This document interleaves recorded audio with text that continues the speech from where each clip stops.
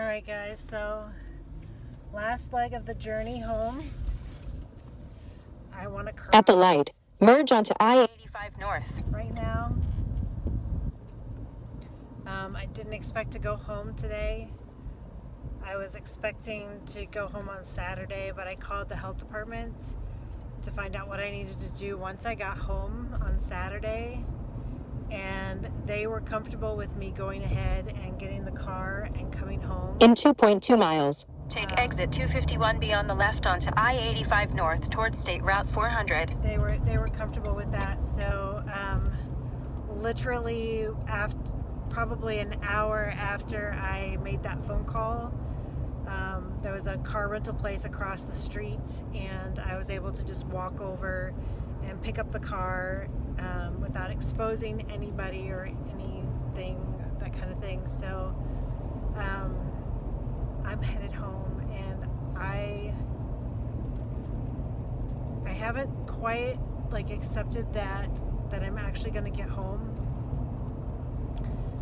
Every time I've had good news in this entire thing, there's been bad news to follow it. I have yet to be off of the actual rocking of the sea.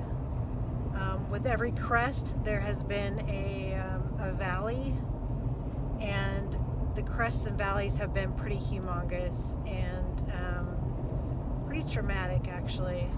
So I haven't completely accepted the fact that I'm actually going to get home tonight. So I still have a tiny bit of a headache. I'm taking antibiotics, doxycycline, and also prednisone. The prednisone has been an important component here. I was having some pretty humongous chest pain, and I did a little bit of research. Continue straight. And found that there is an inflammatory component, actually a pretty major inflammatory component. Take exit 251B on the left onto I-85 North towards State Route 400. And I'm a little concerned that people are not recommending anti-inflammatories. And I think that they may be telling people not to use for 163 miles. Continue straight. They will mask this. Okay guys, so I'm showing you, when I was in Atlanta, there was actually quite a bit more traffic. But as you can see, in between towns, which is basically where you're going to see your people that are traveling for business, traveling for leisure, all of that stuff, we have basically no cars on the road on this side anyway. So I believe we're still in Georgia, but we're on the Interstate 85, and as you can see, there's just no cars. Basically, the only people on the road are these truckers who are trying to get supplies restocked and things like that. So it is good news that most people are heeding the warnings of staying home and not going on any of these extended types of vacations or anything like that. As you can see, this is probably about 1:30 in the afternoon on Wednesday, April 1st, and there's just nobody on the roads. So that's just, we should have a little bit of applause here for people that are actually doing the right thing. I am on my way home. I have not gotten there yet, so this is the last leg of my European vacation that went way wrong. So anyway, yeah, there's just basically nobody on the road on the interstate. So applause to you guys that are all staying home and doing your job. And I know that it's boring and it's not as exciting as going to war or doing some of the things that our other generations had to do when their government called on them. But hey, I would much rather be sitting at home watching Netflix than being in the middle of a World War I or World War II or whatever they were doing in the last generations. So anyway, just a little bit of applause there. Hey guys, so I'm on my way home. I think I have about 6.5 more hours to get home. I wanted to talk about the lawsuit that everybody's working on that was on the ship. couple of comments or just thoughts about what happened to us and kind of where I stand on all of that. Is I feel like I'm not a cruiser. Let me just say I've only been on one other cruise that was a 3-day Bahama cruise after a full marathon that I ran in Florida, and that was my only cruise experience to date until I booked this 3-week cruise to Europe. So from what I've heard from other cruisers is that the cruise crud is what they call it, that a lot of people get sick on the boat. It's pretty much a normal phenomenon to have a lot of people sick, especially with a longer cruise. So evidently that's not a big deal. That's not something that a ship captain would worry about. That everybody's got the common cold or even a fever or stuffy nose or anything like that. That's something that they deal with all the time. It's not necessarily any different today with the coronavirus than it is usually. The amount of deaths that they have from the cruise crud, I don't know what those numbers are. I don't know if they're exponentially lower than what this particular virus is. But I want to just refresh everybody's minds. On March 4th, when I left for this cruise, there were only 200 reported cases in the United States. And of those 200, all of them were on the West Coast. All of them were associated with travel to Asia. And there was no other virus out there. I believe that they had direct flights from Wuhan to Milan and Venice. And those spots, they ended up finding out right before we left that they were identified. And evidently these cases have been coming through in the ERs and stuff like that, but they didn't have a name for it. They didn't have a test for it. It was just called the non-A, non-B flu with pneumonia. So we don't know how many deaths had actually happened before all of this broke. But 2 days, I believe it was 2 or 3 days before I left, they locked down Milan and Venice. That was where we were at. There was no lockdowns in the United States. I believe that they had just stopped travel to China and from China back to the United States. But that's where we were. So it was a brand new virus. Nobody had heard of it. Nobody knew that it had already been in the United States for a while at that point. There were only 200 reported cases, and they were all the way on the other side of the country, not associated with anything that I was doing. Now, I was going on a European cruise.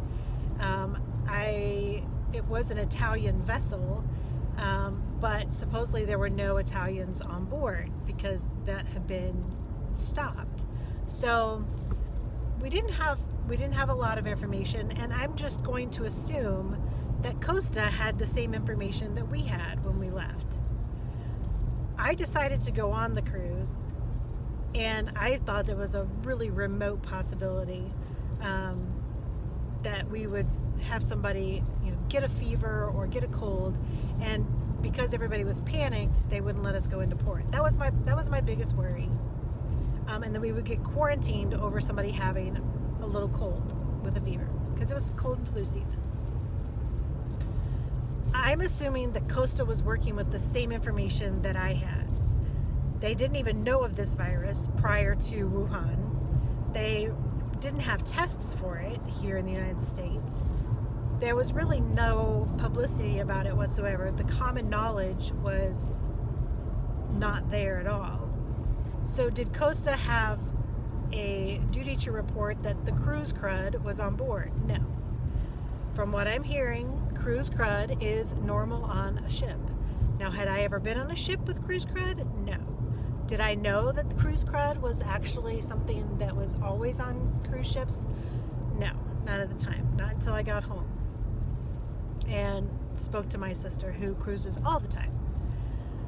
So, assuming that Costa knew what the general public knew, they really didn't do anything wrong by, if they had prior warning that they were going to cut off the borders and stuff like that, then it might have been an issue. They probably should not have allowed American people on the ship that were boarding in Fort Lauderdale because we were already home. And if they were just trying to get their European passengers back home and just going to let them go on the boat to do that, then probably denying entry onto the boat to American passengers would have been the way to go. But one of these things is that you can't do hindsight. Hindsight's always 20/20. You can always look at what happened and say, oh, well, you should have done it this way. Or, but you can't do that. You can't go back to somebody and say, okay, in the heat of the moment, you should have made this decision instead of that decision. You can't go back and second guess other people. You don't want to be second guessed all the time, every decision that you're making. It's just impossible to do. So are they responsible for us being exposed to the virus? No. I don't think so. And I am not filing a lawsuit for any of those purposes. I think if they broke the law, then criminal charges need to be brought upon them. But as far as civil charges and those kinds of things, we're in the midst of a panic. We're in the midst of a pandemic. It's the first time since 1918 that our world has gone through something like this. Now's not the time to go back and say you should have done this or you should have done that. These were extremely rare circumstances.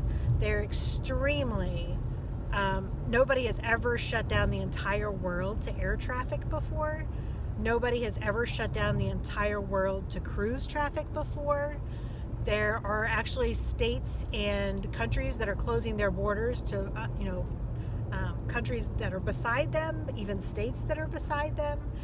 This has never happened before, and trying to go back and second guess what somebody should have done in the first, it's kind of like saying to a baby that's learning how to walk, well, you made a misstep there. You should have done it this way.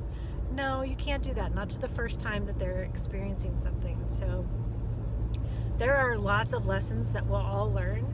There's lots of things that we're going to probably do different should this happen again. But chances are this won't happen again for 100 years, and it'll be a whole new generation, just like the people that went through the pandemic in 1918 are not here to tell us what they did wrong and how to do it right. And even if they could tell us what they did wrong and how to do it right, all of the things that we have available to us in this day and age are very different than what we had available to us in 1918. So for all of you guys that are launching lawsuits, I feel for you. I really do. It was the most horrific vacation. I wouldn't even call it a vacation. It was the most horrific month of my life. And there were days where I didn't think I would be in this car going home. There were days where I wasn't sure that I would be coming home at all, that I would be going back to my family in a body bag. So I can't tell you how to heal. I can't tell you how to get through it. But I can tell you that going from a victim status to making yourself a hero for the cause will help. So if you're out there and you got the virus first, or you got the virus before most of the United States got the virus, then register with your health department. Let them know that you were positive. Let them know that you're interested in donating plasma when that becomes available. Let them know that you can actually work in jobs that are critical jobs when other people can't, because you've already been exposed, you've already gone through the virus, and now you're already immune.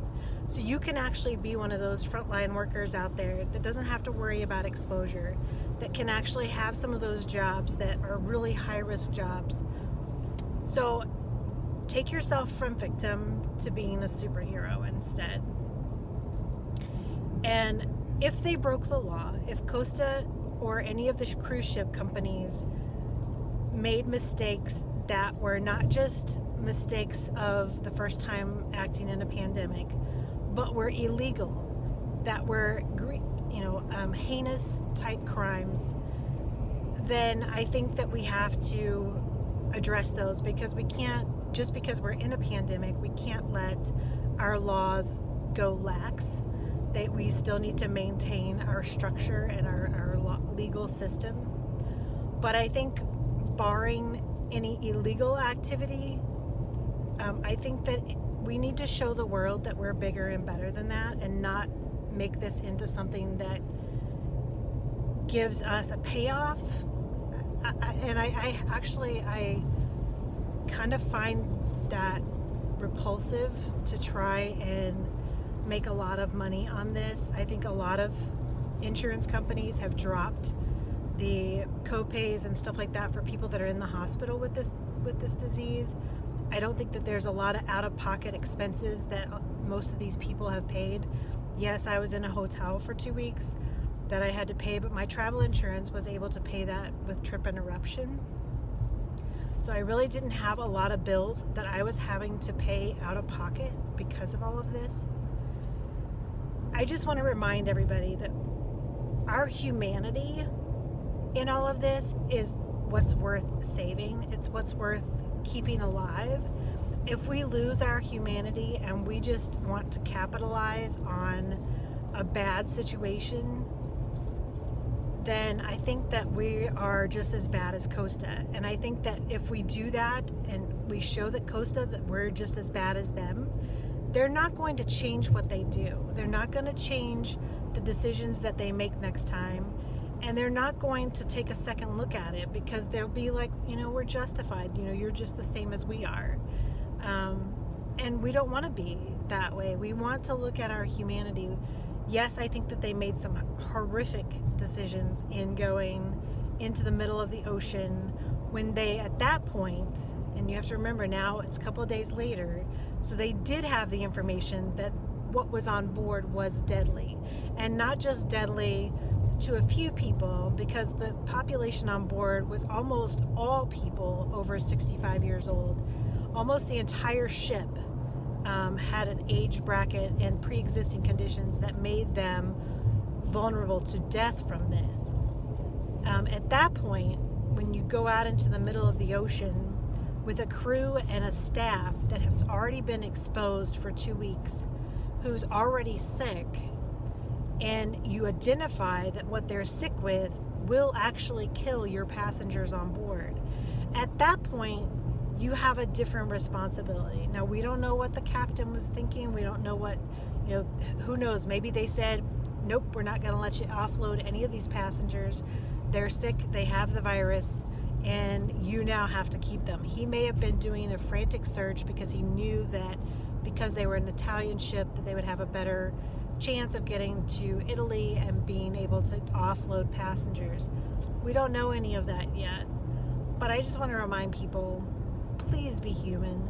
Please remember that they are just like us, trying to get through this time period as best they can, given humongous circumstances that nobody's ever been through, ever, that's alive really, in this time period. So, you've got 100 years since this has happened. So I just want to remind people that are out there to get money out of this or capitalize on our circumstances, that we are better than Costa. We are better than, we can make decisions that are not just good for us, but they're good for our economy, they're good for our nation, they're good for the world.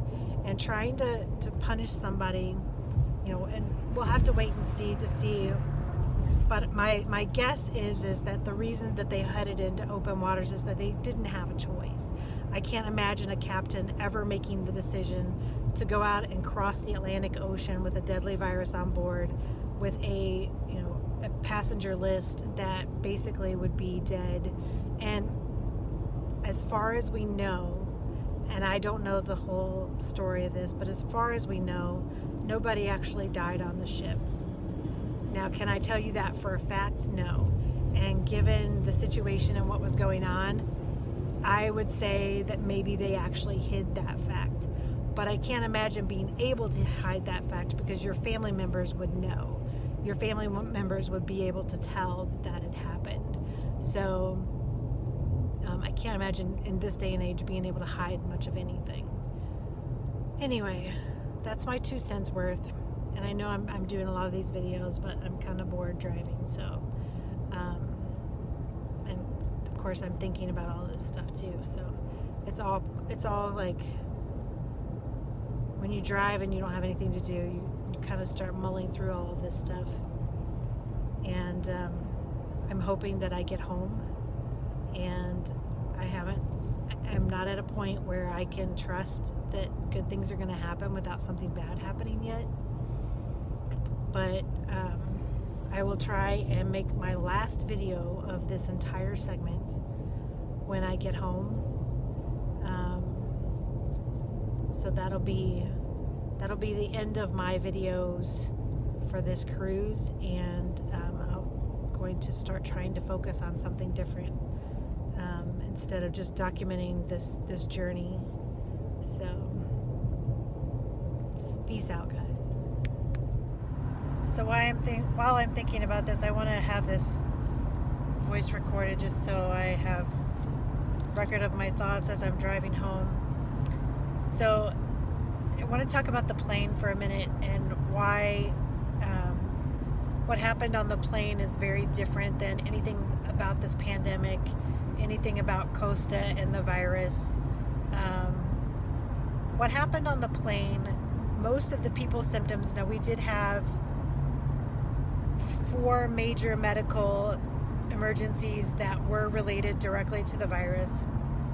But the people that were unconscious, 4 of them specifically who were unconscious, and about 20 I would call milder hypoglycemic episodes, had absolutely nothing to do with the virus, had nothing to do with the pandemic, but had everything to do with the way that the evacuation from the boat was conducted.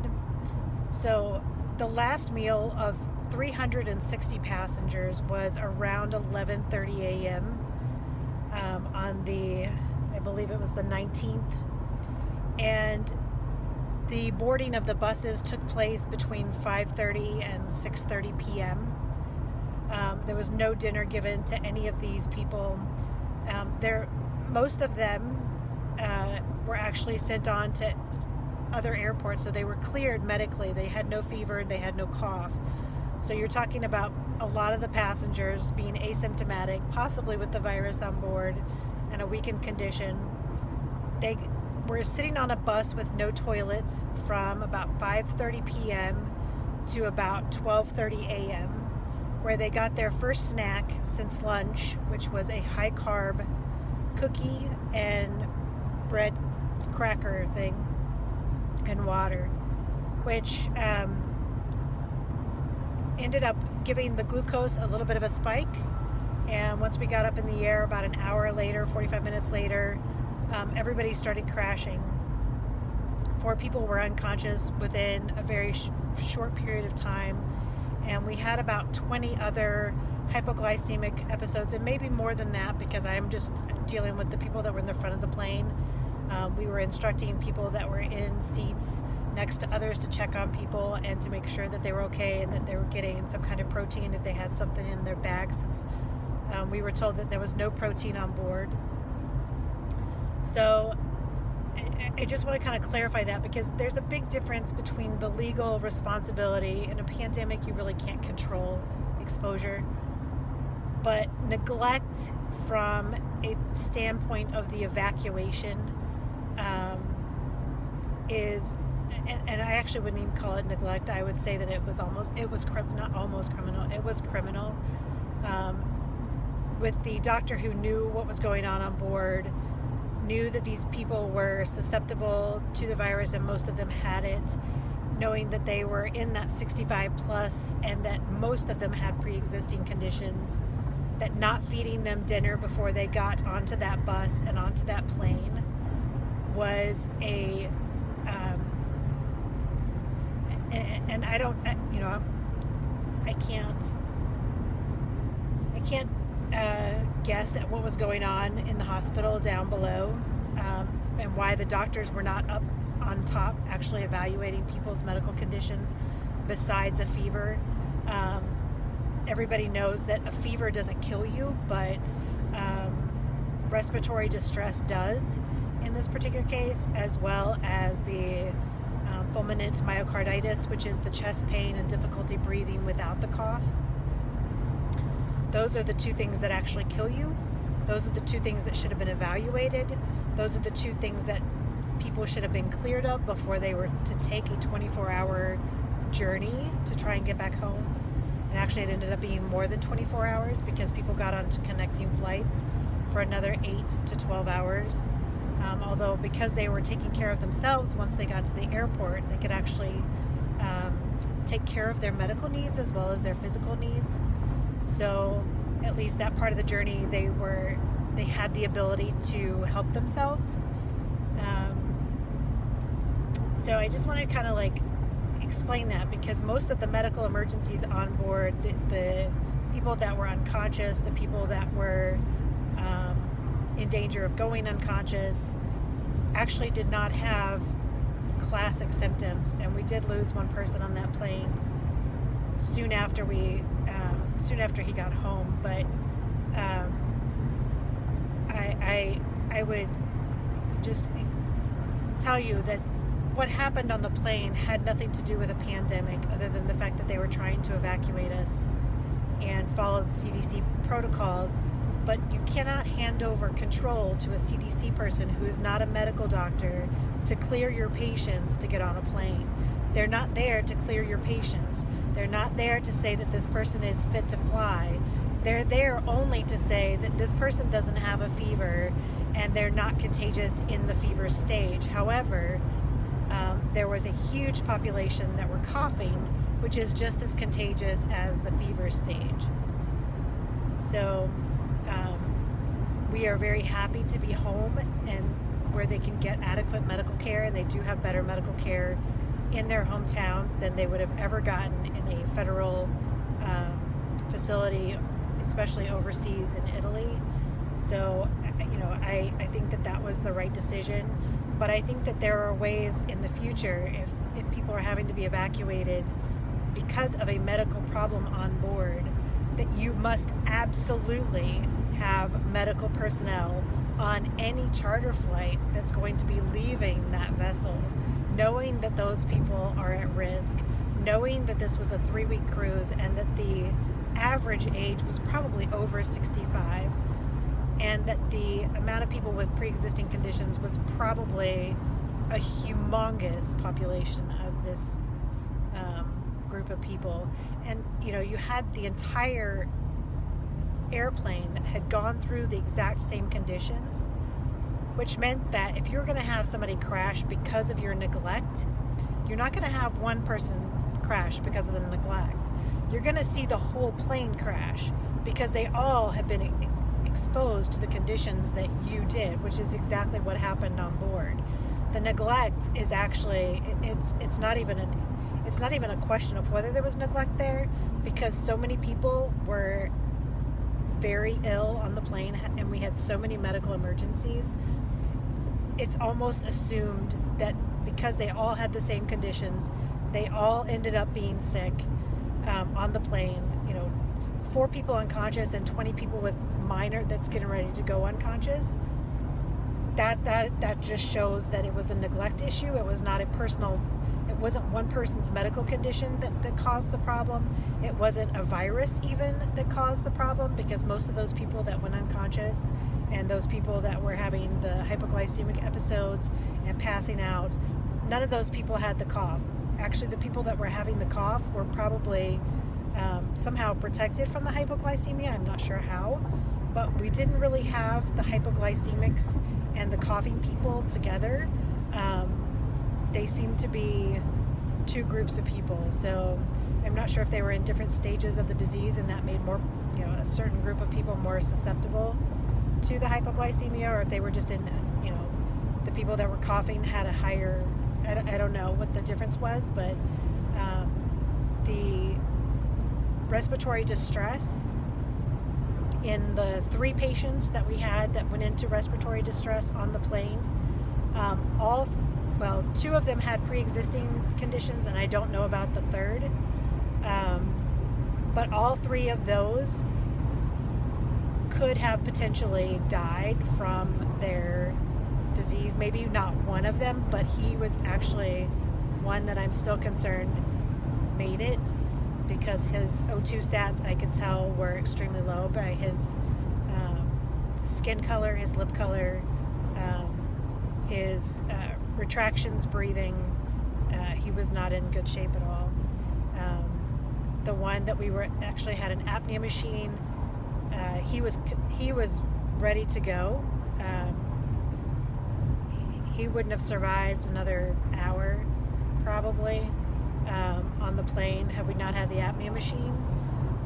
But because we had him on the apnea machine for so many hours, he ended up being very stable by the time we got home, or by the time we got to Atlanta.